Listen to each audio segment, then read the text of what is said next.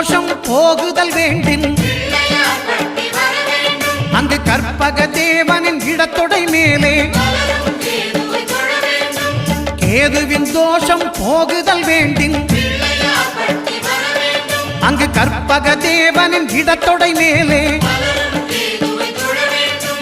5 தலையோடு எழுந்த சுபகேது கணபதி தொடையில் கொலுவிருப்பான். அவன் தொடரும் பிணிகளை நடுங்கச் செய்வான். தொழுதால் தொல்லைகள் நீக்கிடுவான்.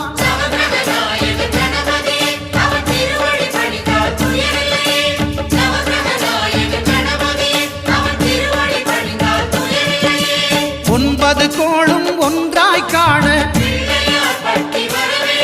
அங்கு கற்பகம் என்னும்